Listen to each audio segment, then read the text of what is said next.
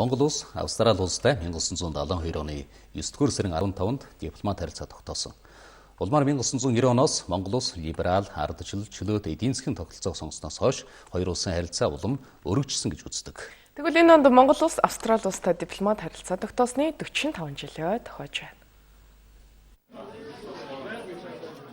Монгол улс Австрали улстай дипломат харилцаа тогтоосны 45 жилийн хүрээнд Австралийн элчин сайдын яамнаас хүндэтгэлийн уулзалт зохион байгууллаа.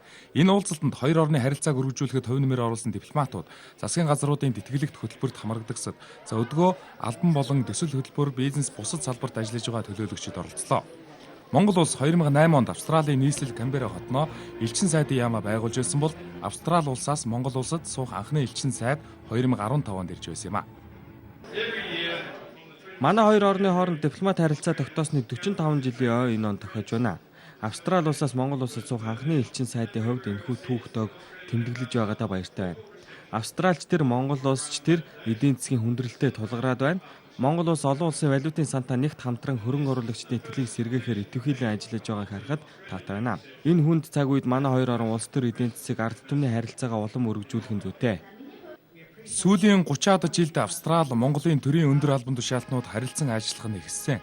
За Австрали улс 1994 оноос Монгол улсад хамтлагч орнуудын уулзалтанд тогтмол оролцож ирсэн байна.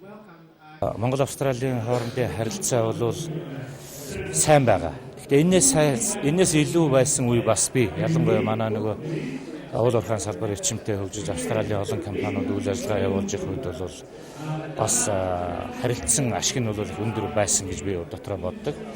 Энэ бол эдийн засгийн чиглэлийн асуудал. Ер нь улс төрийн харилцаа, хүмүүс хоорондын харилцаа, дипломат харилцаа, ардын дипломатын харилцаа бол маш өндөр түвшинд байгаа. Энд бол Австралид амьдарч суралцж төгссөн, боловсрол эзэмссэн олон монголчууд хувь нэмрээ оруулдаг. Би 1994 онд Австралид очсон. За тэр үед бидний очиход ер нь Монгол гэдэг ер нь чухам юу юм хаах нь байдгийг ч мэдэхгүй ийм улсууд байсан. Тэгээ очсон монголчууд бол маш богино хугацаанд улс орноос сурталчилсан. За Австрали улс жил бүр Монголд 10 сая долларын хөгжлийн тусламж үзүүлж байна.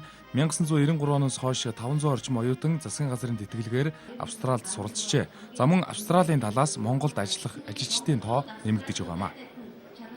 Би Монголд 3 дахь удаага ирж уул уурхайн чиглэлээр сэтгүүлчдэд зориулсан сургалт хийж байна. Дэлхийн сэтгүүлчид хүнд нөхцөлд ажилладаг шиг Монголын сэтгүүлчид ч бас ийм нөхцөлд хөдөлмөрлөж байна. Миний хувьд сэтгүүлчдэд хэлэхдээ уул уурхайн компаниуд засгийн газар эсвэл хэн нэг этгээдийн дуу хоолойг дамжуулдаг сэтгүүлч биш, харин тухайн асуудлыг олон сар жилээр судалж бодиттой мэдээлэл гаргаж нийгэмд өөрчлөлт авчрахын төлөө ажиллаарай гэж загтгаа.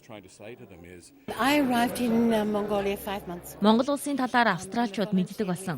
Миний хувьд Монголын талаар бодохдоо цэнхэр тэнгэр уудам тал нутаг мал сүрэг ганган байглаар нь төсөөлж ирсэн. Ирсэн хойно хамгийн сонирхолтой санагдсан нь Улаанбаатар хот. Улаанбаатар маш их барилга байгууламжтай. Дөөр, бүжгэн жүжигээд соёл урлаг өндөр хөгжсөн нь гайхалтай.